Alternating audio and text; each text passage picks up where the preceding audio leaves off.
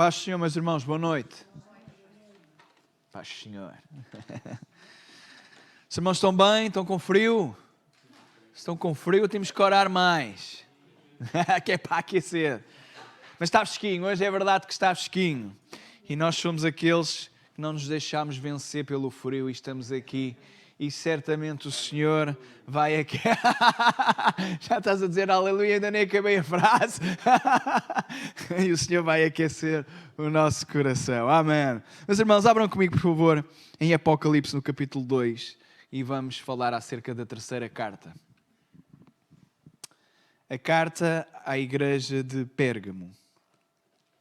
Antes disso, gostava também de ler a segunda carta novamente à igreja de Esmirna.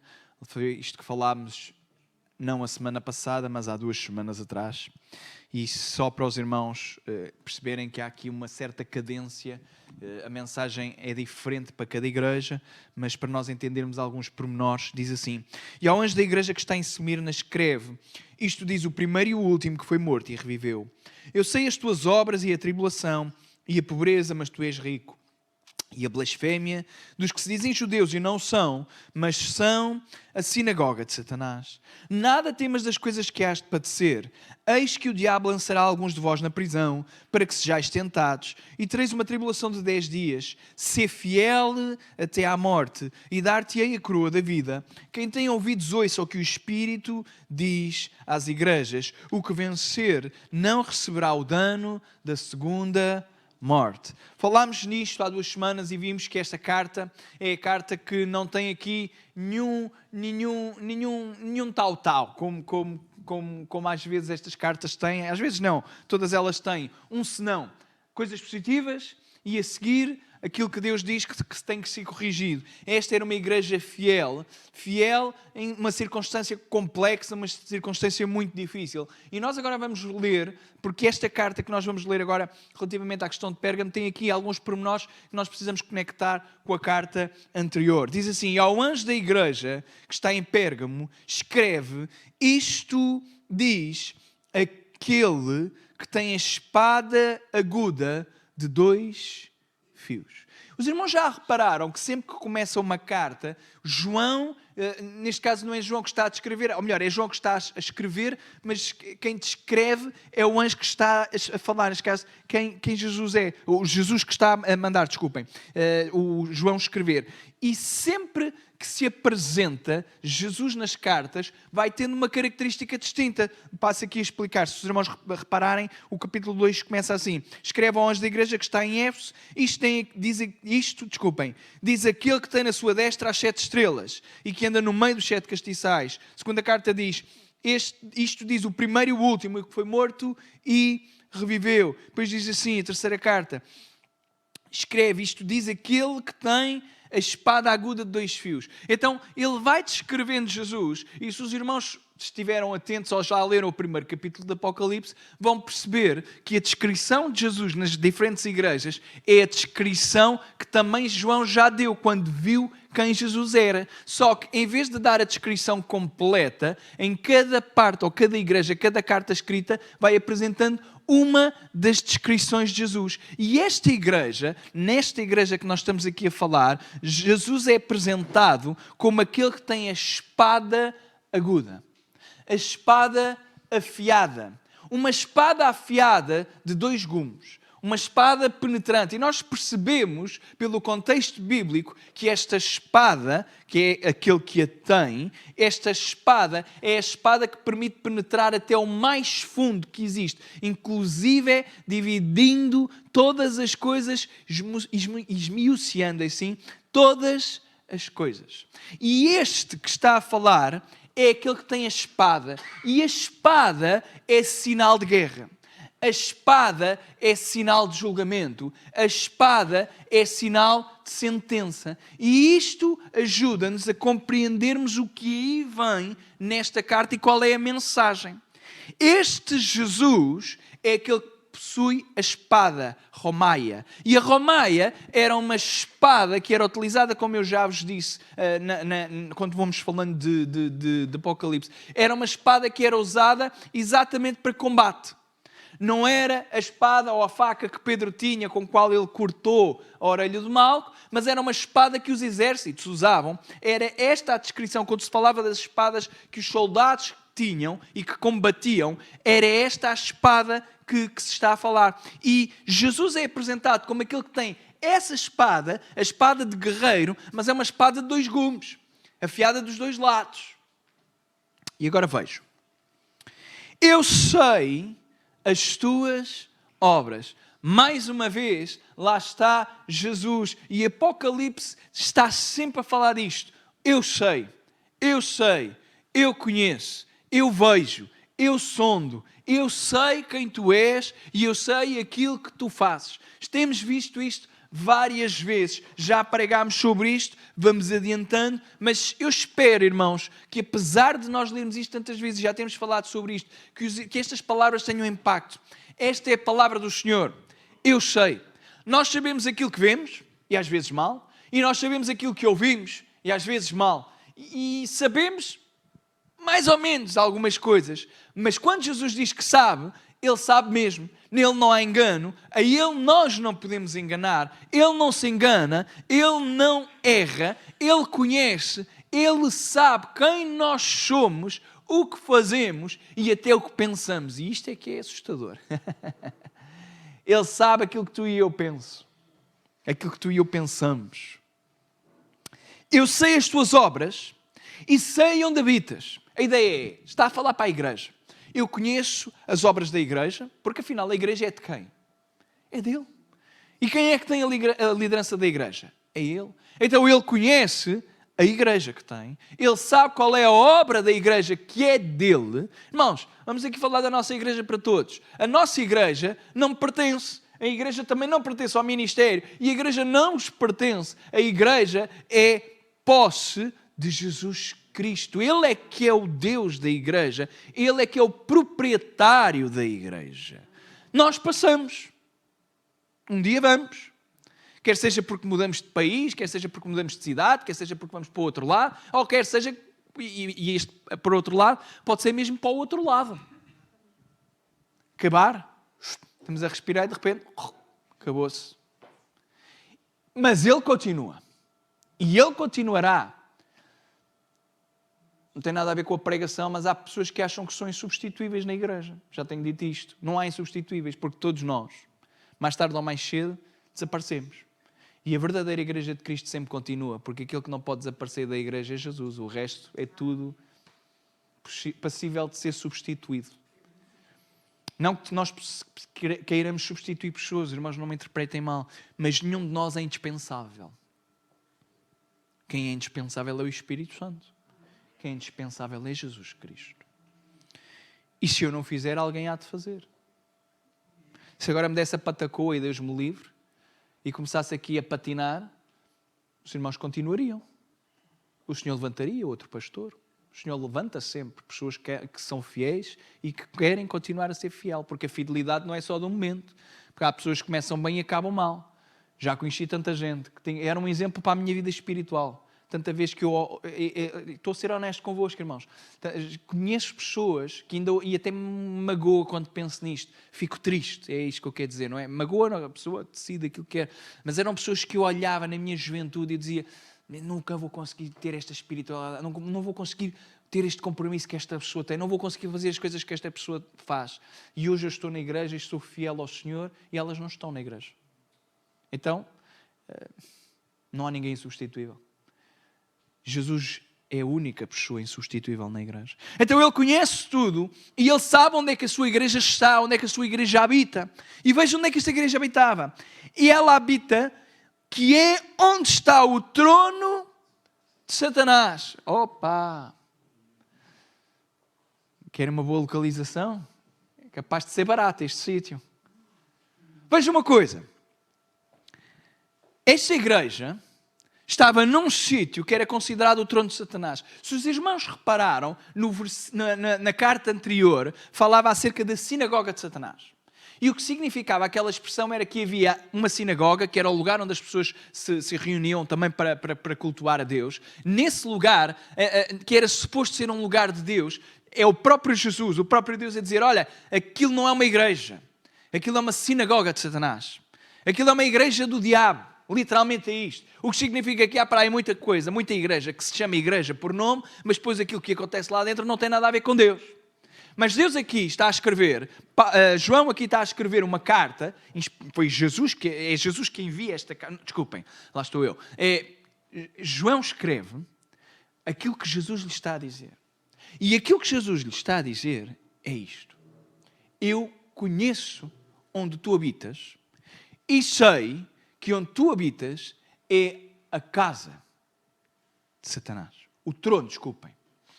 E o trono representa lugar de autoridade. Mas João está a escrever uma igreja.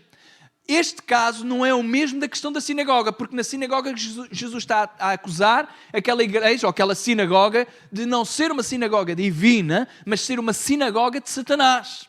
Era uma igreja que não era de Deus, que não era posse e propriedade de Deus, como nós estávamos a falar, mas era posse e propriedade de Satanás. Aqui a igreja está, mas está num lugar onde a autoridade é exercida por Satanás. Significa que está numa cidade e numa localização onde quem manda é Satanás. E isto é interessante, porque Jesus diz que tu és pedra, e sobre esta pedra edificarei a minha igreja, e as portas do inferno não prevalecerão. E aqui nós vemos uma igreja que está literalmente às portas, porque o trono é o reino, o trono está, isto está difícil, o trono está onde está o reino. E, em especial, o trono é e pertence ao rei, àquele que é líder. E vocês sabem, pelos filmes ou pela história, que o trono está onde? No castelo ou no palácio. E o palácio encontra-se na cidade que é dominada pelo rei, normalmente a capital. E aqui nós vemos que esta igreja está e tem a sua influência no trono. Significa que ela está mesmo no sítio onde o poder demoníaco é poderoso. E dizemos o seguinte, este é o papel da igreja. Este é o papel da igreja. Acho que sim, que as igrejas e as verdadeiras igrejas devem estar até nos piores sítios. Nos sítios onde se faz aquilo que não se deve.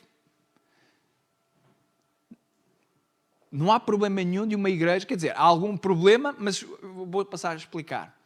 Não há problema se a igreja tiver que ser por cima de um bar. Há o problema do barulho. Mas é um sítio bom para a igreja estar, porque é ali que vai haver influência. Se a igreja for igreja. Se a igreja for igreja. Porque se não for igreja, o que pode acontecer é que os crentes acabam o culto e a seguir vão para o bar. Estou-me a rir, mas eu sei do que é que estou a dizer. Também já li um artigo. Pronto, está a ver. Não há problema nenhum se uma igreja abrir num sítio onde existem outras igrejas que não são igrejas, onde existem centros espíritas, até pode abrir, eu acho que faz muito bem. Se for igreja, porque se não for igreja, meus amigos, tenham cuidado. Porque aquilo que não é igreja não tem o poder de Deus, e quem não tem o poder de Deus não é par para o trono de Satanás. Mas aqui está uma igreja cujo Senhor sabe as obras e sabe onde habita. E ela está a habitar onde está o trono de Satanás. Mas veja o que é que acontece. Esta é a definição da verdadeira igreja. Não é a localização, mas é aquilo que nós fazemos independentemente da localização. Agora veja. Eu sei as tuas obras, onde habitas, que é onde está o trono de Satanás, e retens o meu nome.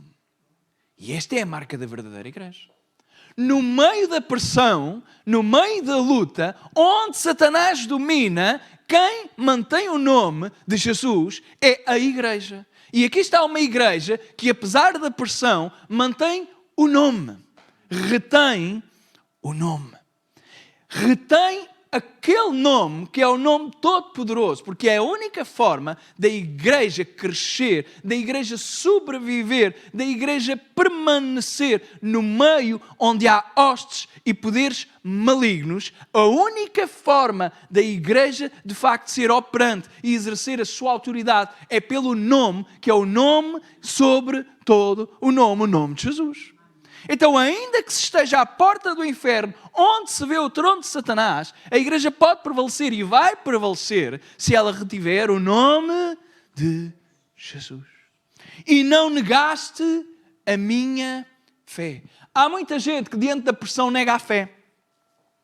É interessante porque nós sabemos pelo contexto histórico o que é que significará o trono de Satanás. Não temos a certeza absoluta, mas o contexto histórico pode ajudar aqui de alguma forma.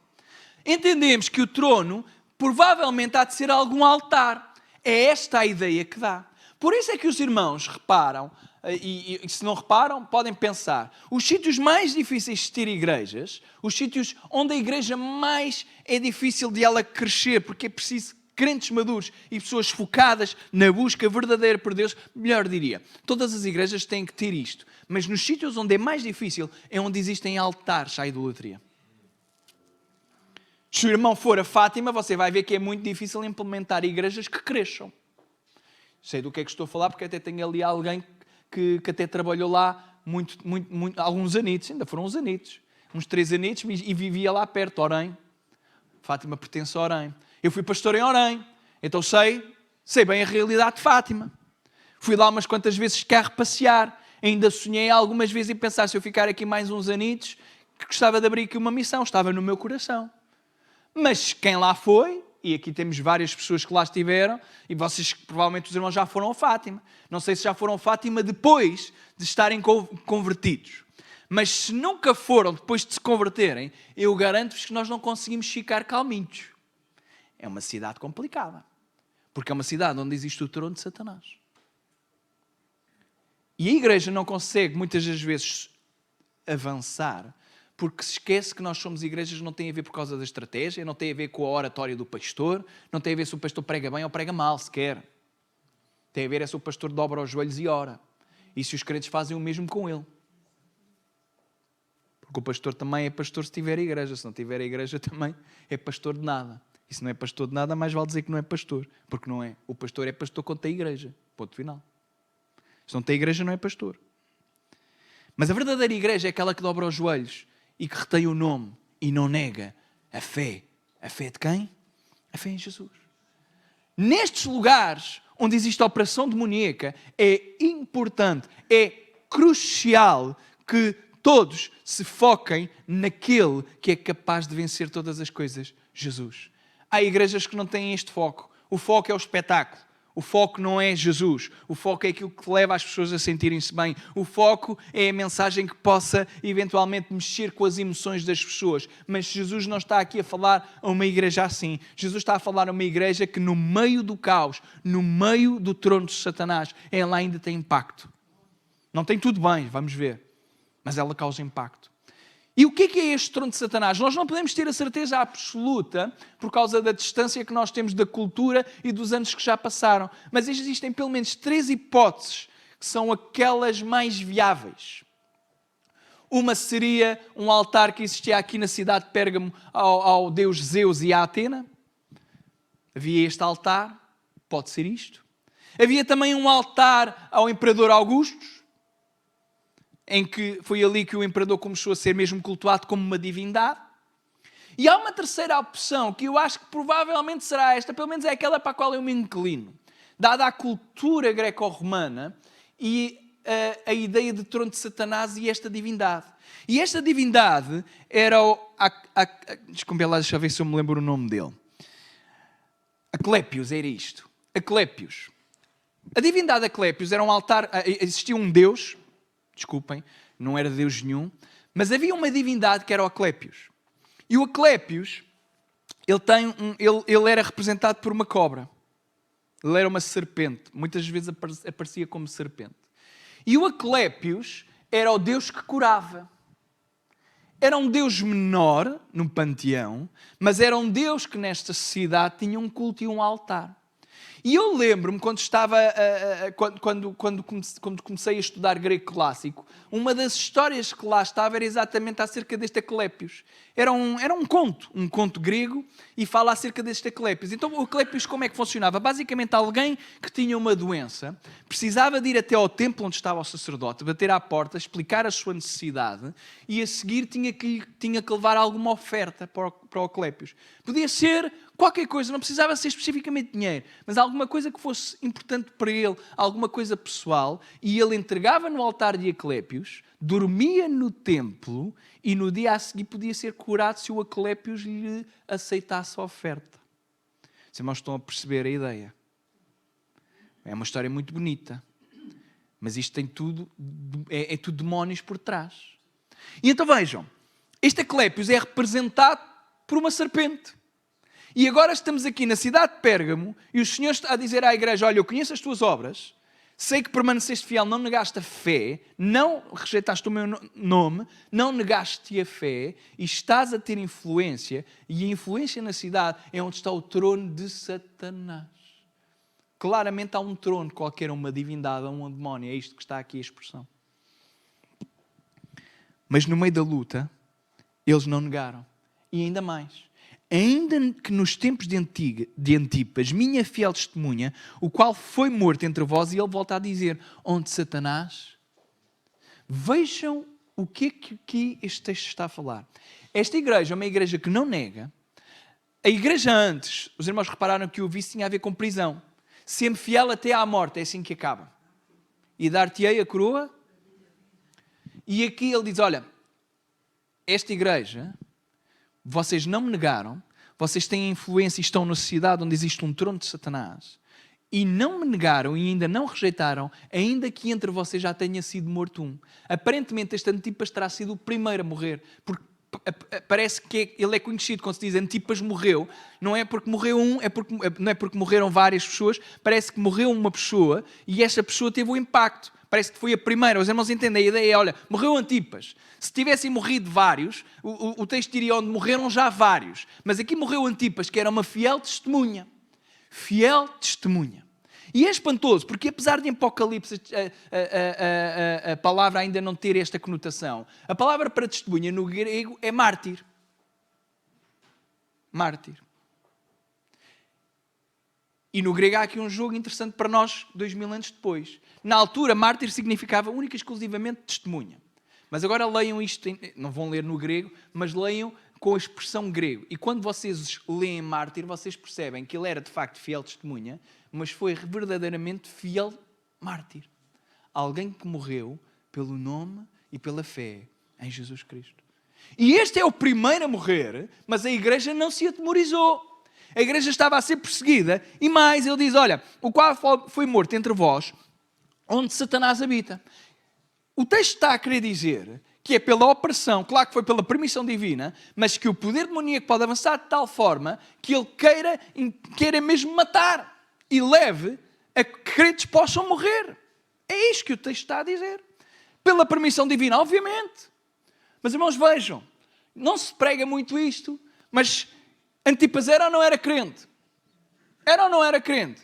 Era fiel testemunha, mas ele morreu. E morreu, e aparentemente foi morto entre vós, onde Satanás habita, o que significa por influência demoníaca. Quem o matou, matou por influência demoníaca. O Senhor não o livrou. Agora, entendam isto da forma como quiserem. Tem a ver com a permissão, tem a ver com a soberania. Mas estamos num combate. Mas umas poucas de coisas tenho contra ti. Tenho, no entanto, algumas coisas contra ti. Não são pequenas no tamanho, é pequenas em quantidade. É isto que o texto parece querer dizer. Porque tens lá os que seguem a doutrina de Balaão, o qual ensinava Balaque a lançar tropeços diante do filho de Israel, para que comessem dos sacrifícios da idolatria e se prostituíssem. O texto é claro, mas irmãos, o texto está-nos a transportar para um passado, para o Velho Testamento, para algo que tinha acontecido em Números. Os irmãos lembram-se da história de Balaão? Balaque era o rei de Moabe. E Balaque queria contratar Balaão, que era um profeta mercenário. E esta história tem estas coisas interessantes. É aquelas coisas para nós ficarmos a pensar. Então, o homem queria era dinheiro, estava preocupado era com o seu interesse e ainda assim ouvia a voz de Deus. Pois é. Pois é. Interessante, não é? Mas esta pregação não é para hoje, é para outro dia. E lá está Balaque vai ter com Balaão e diz, olha, vou-te contratar para tu dizeres mal, para tu amaldiçoares o povo, Mas o Senhor avisa Balaão, olha, não vais fazer nada disso, vais dizer aquilo que eu te disser. E recebe lá o dinheirinho, e os irmãos lembram-se lá da história da mula, não é? Que lá vai, e ela vê o anjo, e ela quer se desviar, e ele começa a ficar chateado com ela, e começa a aviar a mula, não é? E o Senhor dá a graça à mula de falar, olha, estás-me a bater porquê? Os irmãos já imaginaram esta história? Parece quase um folclore, mas é uma coisa interessantíssima. E o anjo diz a Balaão, depois deste episódio, olha, tu só tens direito de dizer aquilo que o Senhor te colocar na boca para dizer. E cada vez que Balaque levava Balaão a um lugar e esperava que Balaão amaldiçoasse, Balaão, em vez de amaldiçoar, abençoava o povo. E Balaque começou a ficar chateado. Mas no final, Balaão deu um conselho a Balaque e diz, olha, eu só posso dizer aquilo que o Senhor diz. Mas se tu queres levar este povo ao pecado, que é esta a questão e a chave deste texto, se queres levar o povo a pecar, apresenta-lhes as tuas mulheres. E tu vais ver que eles vão cair que nem tortos. Então, temos a história de um profeta que até ouvia a voz de Deus e até abençoa, mas no final dá um conselho e leva pessoas a pecar. Isto fala acerca de responsabilidade.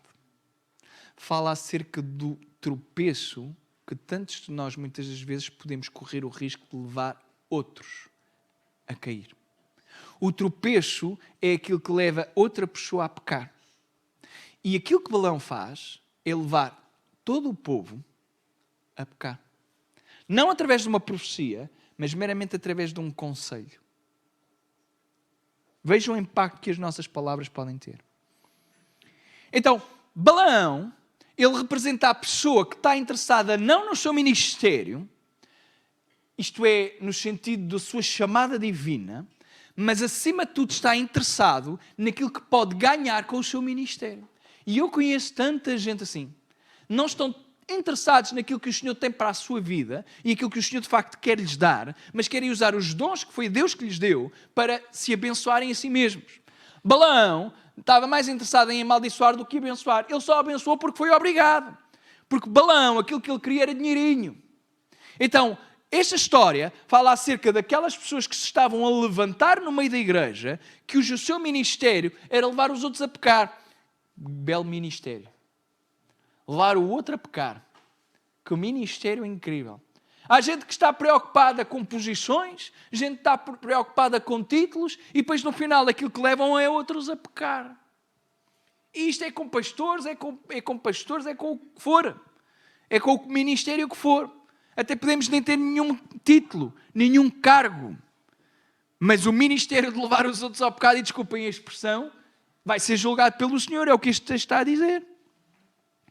Mas umas poucas coisas têm contra ti, porque tens lá, isto é, tens no teu meio, tens na igreja aqueles que seguem os ensinos de Balaão, o qual ensinava Balaque a lançar tropeços diante dos filhos de Israel para que comessem dos sacrifícios da idolatria e se prostituíssem. Idolatria e imoralidade sexual.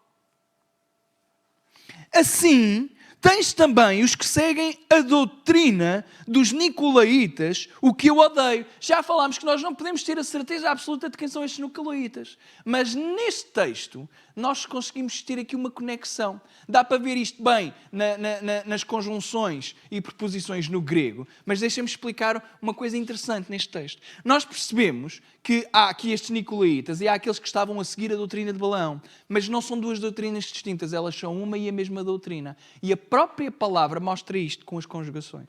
Porque querem saber uma coisa interessante? Balaão, em hebraico, é a junção de duas palavras. Balá e am. Balá e am. Am é a palavra para povo, ou pessoas, e Balá é autoridade sobre pessoas.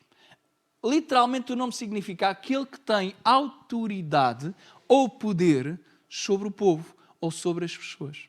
E não é isto que acontece na vida de Balaão mesmo. Vejam como os nomes no judaísmo é uma coisa bem interessante. Ele acaba por ter e exercer isso mesmo. Ele exerce poder para com o povo. Ele leva o povo a pecar. Certo? Nicolaítas vem da expressão Nicolaitas. Nicolau, que até existe este nome. Mas no grego, Nicolau significa duas palavras. Nico é aquilo que tem a ver, e vem da raiz de Nike, que é vitória. E então, Nico é o verbo e aponta para poder. E Lau é a expressão, neste caso até Laus, Nicolaus. Laus é a palavra grega para povo também. Agora, se nós juntarmos os dois nomes, a tradução de Balaão e Nicolau é exatamente a mesma coisa. Aquele que detém poder sobre o povo. Então parece, pelo grego e também pelo hebraico, na tradução dos dois nomes, que estes não são duas doutrinas erradas que estavam na igreja, era uma. E os nicolaítas estavam a aceitar. Não sabemos muito bem o quê, sabemos o resultado. O resultado era comida sacrificada aos ídolos, que era comida, e depois imoralidade sexual. Já falamos aqui por causa do texto de Romanos, mas depois ligámos com o texto de Coríntios, que Paulo, a ideia da carne sacrificada aos ídolos não tem assim a ver com a carne, mas tem a ver com aquilo que acontecia ao comer a carne. E a carne era comida sempre em festivais, e em especial à porta ou mesmo dentro do templo. O que significa que nesta igreja havia pessoas que diziam que eram crentes e depois andavam a comer comida sacrificada a ídolos dentro dos templos dos próprios ídolos. Agora, os irmãos, juntem tudo. Trono de Satanás, carne sacrificada a Satanás, festas em nome de Satanás e os crentes lá.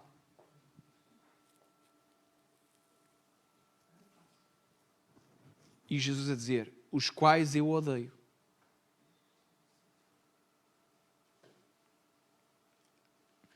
É o crente que ao domingo levanta as mãos e depois anda. Vou dar aqui um exemplo. Eu espero que não haja aqui ninguém assim, mas também se houver, se ofender, também é para arrependimento, também não me preocupa nada. Eu acho que não há, creio que não. É o crente que ao domingo levanta as mãos e na segunda-feira está a ver o horóscopo. Está a ver os signos. Está a ver se lhe vai correr bem a semana. Deixa lá ver o que é que o jornal hoje fala do meu signo. É meio piada e meio triste. Porque nós não podemos jogar nas duas equipas. Não há agentes secretos no reino. Há agentes explícitos. E há crentes que são mais carentes, que tentam jogar dos dois lados.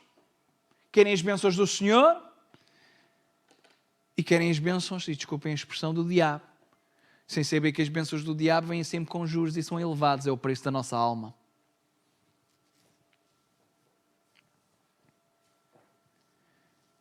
Literalmente o contexto histórico fala acima de tudo de pessoas que não tinham problemas nenhuns em estar no meio da idolatria e aparentemente levava-os inclusive à imoralidade sexual. Lembrem-se que no início Jesus estava a dizer, olha, e tu não me negaste, tu guardaste a minha fé. A fé que tens em Jesus. No entanto, ele diz, no entanto, entre vós há alguns que não são assim. Irmãos, e havia uma pressão para que o crente comesse o sacrifício. Porque temos que pensar, hoje é estranho, mas temos que pensar que quem não comesse dos sacrifícios era visto e olhado de lado, porque aquilo era cultural, era normal. Então, se alguém não comia, não participava da festa, era estranho, era esquisito, a pessoa não era de confiança. Era porque a pessoa, e era isto que acusavam os cristãos. Os cristãos eram acusados de ser ateus.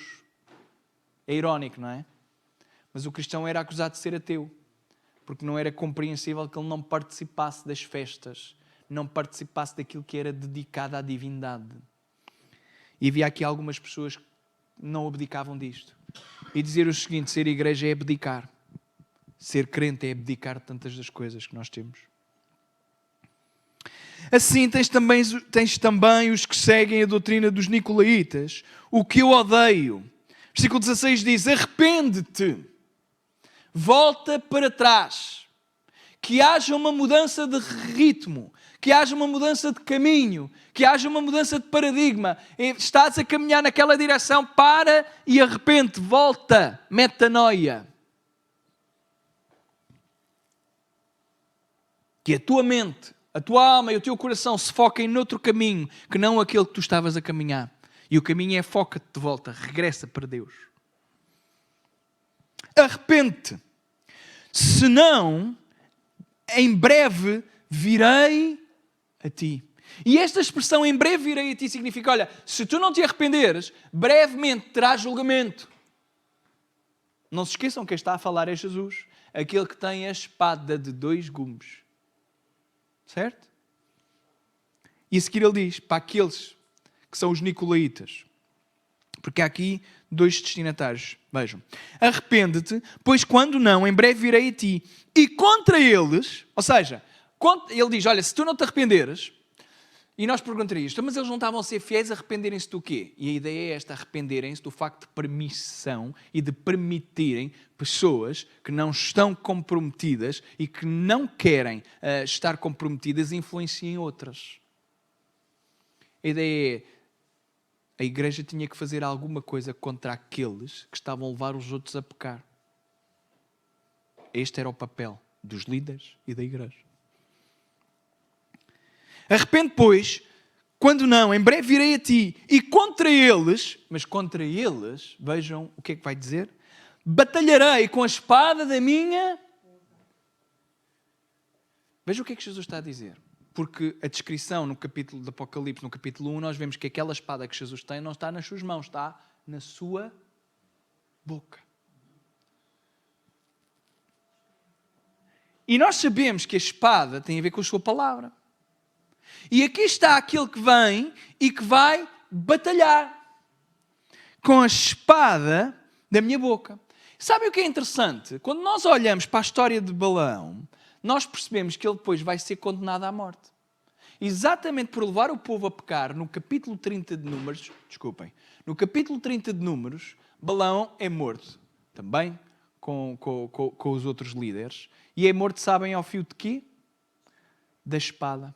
E se o irmão for à Septuaginta, que é a tradução da Bíblia no grego, a palavra que lá está para espada, do hebraico traduzida para grego, é exatamente a mesma do início deste versículo. Então, Balaão é julgado pela espada e é morto pela espada. E aqui está Jesus a dizer, senão virei a ti e contra eles batalharei com a espada da minha boca. O resultado de batalhar com uma espada é sempre a morte. Fala acerca de julgamento. Jesus não tolera, e não tolera mesmo, isto na igreja, que é a sua igreja. Contra eles batalharei com a espada da minha boca. Quem tem ouvidos, ouça o que o Espírito diz às igrejas. Ao que vencer, darei eu a comer do maná escondido. Nós sabemos o que é o maná. O maná foi aquilo que permitiu ao povo subsistir e sobreviver no deserto. É verdade que lá na altura do tabernáculo e também na questão da Arca da Aliança havia supostamente um jarrozinho, supostamente não, é isto que a Bíblia diz, fala acerca de um jarrozinho que tinha lá um pedaço de maná. Mas a determinada altura desapareceu. E aqui está a dizer, olha, darei do maná que está escondido. Ele está escondido porque não está em oculto, mas sabemos quem é o maná, porque o maná é o pão do céu. E quem é o pão do céu? Jesus. Jesus. E ele está escondido porque ele está em oculto, não de nós, mas daqueles que não o conhecem. Aquele que tem ouvidos, ouça o que o Espírito diz à igreja. Ao que vencer, darei eu a comer do maná escondido. E dar-lhe uma pedra branca, e na pedra um novo nome escrito, o qual ninguém conhece, senão aquele que o recebe. Este é mais difícil de perceber o que é. Não temos a certeza absoluta. Porque a pedra ela era utilizada para diferentes efeitos. Havia a pedra e a pedra branca que era lançada, e especialmente em questão de julgamento, e quando era lançada, aquela pedra branca representava que a pessoa tinha sido julgada inocente. Pode ser isso. Há pedras que serviam para o lançamento das sortes, para saber qual era a vontade de Deus. Mas parece, e digo parece porque não podemos ter a certeza, que a alternativa até é uma terceira que é mais difícil de compreender, mas temos que perceber bem dentro do contexto. E o contexto, não se esqueçam, trono de Satanás, culto a divindades. E as pedras brancas, especialmente este tipo de pedras brancas que estão mencionadas no grego, elas eram utilizadas para...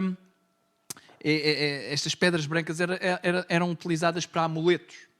Havia uma ideia de amuleto, que era a ideia do... colocava-se a pedra, ela fazia amuleto e na pedra escrevia-se o nome da divindade que nos protegia.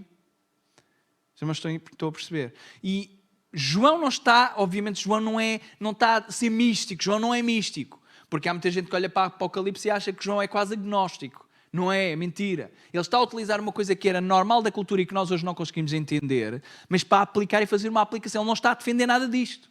Ele está a dizer é que, aparentemente, nós receberemos este amuleto que é um amuleto de proteção, um amuleto de segurança, um amuleto que não deixa que nada nem ninguém nos afete e nos afaste, mas tem a ver com a questão da salvação. E neste amuleto está escrito um nome, que é o nome sobre todos os nomes, que é o nome de Jesus Cristo.